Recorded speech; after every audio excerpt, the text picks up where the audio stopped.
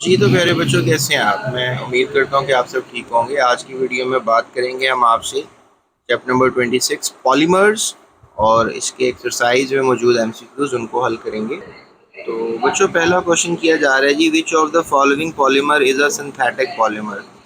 इनमें से जो पहला पॉलीमर है वो सिंथेटिक वाला कौन सा है, यानी कि जो इंसानों ने बनाया है। ठीक है, स्टार्च नेचुरल है, सेलुलोज भी नेचुरल है, एनिमल फैट तो होते ही नेचुरल हैं। तो जो पॉलीस्टर्स हैं ये क्या हैं? सिंथेटिक पॉलीमर्स हैं, और ये बनाए गए हैं इंसानों द्वारा।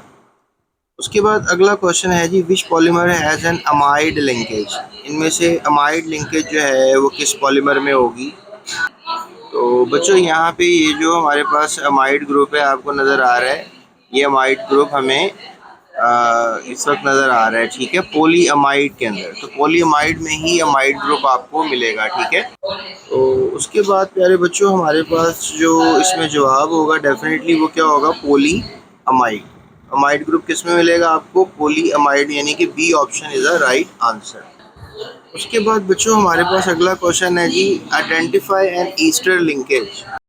तो इसमें हमने जो है वो आइडेंटिफाई करना है ईस्टर। तो ईस्टर में ये होता है कि जो कार्बोनाइल होता है उसके साथ हमारे पास ओ होता है, ठीक है, और आर होता है।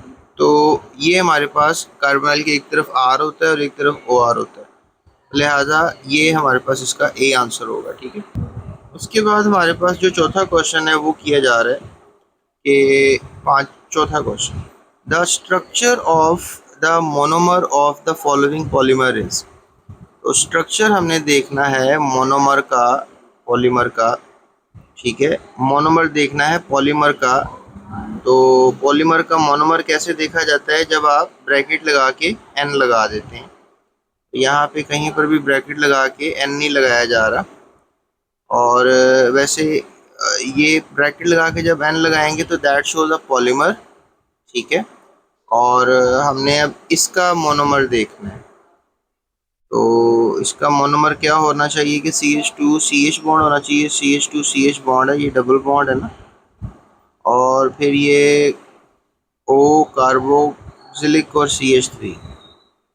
ठीक है, तो O, तो that is going to be, और that is going to be, ये थोड़ा सा डिफरेंट स्ट्रक्चर है। इसमें जो कार्बोक्सिलिक के साथ ऑक्सीजन है ना, ऑक्सीजन कार्बोक्सिलिक से पहले है, तो कार्बोक्सिलिक से पहले अगर ऑक्सीजन है तो ये वाला स्ट्रक्चर ठीक है। और ये वाला जो डबल बॉन्ड है ये सिंगल बॉन्ड, ये डबल बॉन्ड है ये सिंगल हो होकर एक पॉलीमर बना रहा है। तो ये वाला सी ऑप्शन इसका जवाब होगा, क्योंकि ये डबल बॉन्ड जो है टूट टूट कर सिंगल बॉन्ड की चेन बनाता चला जाएगा। और आप मुझे कमेंट में बताओ कि ये वैसे है पॉलीमर किस चीज़ का। ठीक है, is that written in your book और नॉट। उसके बाद अगला क्वेश्चन है पांचवा, which of the following polymer can be recycled. कि इनमें से कौन सा पॉलीमर रिसाइकल किया जा सकता है? पीईटी, पॉलीस्टाइरीन, पीवीसी और इपॉक्सी।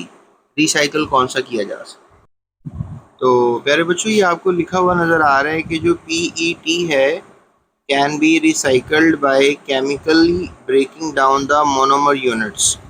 ठीक है, तो पीईटी को जो है वो रिसाइकिल किया जा सकता है। तो इसका जवाब क्या होगा कि पीईटी जो है वो रिसाइकिल किया जा सकता है। Which of the following polymer, sixth one है, इज बायोडिग्रेडेबल। सिक्स्थ एमसीक्यू है कि बायोडिग्रेडेबल कौन सा है, यानी कुदरती तौर पे कौन सा ख़त्म हो सकता है। तो इसमें जो स्टार्च है ये कुदरती तौर पे ख़त्म हो जाता है, इसको बायो जो माइक्रोब्स हैं वो डिग्रेड कर लेते हैं इनटू सिंपल पार्टिकल्स। बाकी जो पॉलीअमाइड है, पॉलीस्टर है, जो उसके अलावा ये जो पीईटी है, पीईटी को बेसिकली हम कहते हैं पोली इथाइलिन टेरी टेरिफ्थलेट। पीईटी, पॉलीइथाइलिन टेरिफ्थलेट, इसको हम कहते हैं। लेकिन जो सवाल किया जा रहा था वो यही था कि कौन सा बायोडिग्रेड हो सकता है, नेचुरल है, दैट इज स्टार्च। ठीक है, उसके बाद एक और क्वेश्चन किया जा रहा है, which of the following polymers is obtained by condensation polymerization. कौन सा जो पॉलीमर है मिलता है बाय कंडेंसेशन पॉलीमराइजेशन, यानी कि कंडेंसेशन पॉलीमराइजेशन करके कौन सा पॉलीमर हमें मिल जाता है, कंडेंसेशन पॉलीमराइजेशन करके हमें कौन सा पॉलीमर मिलता है।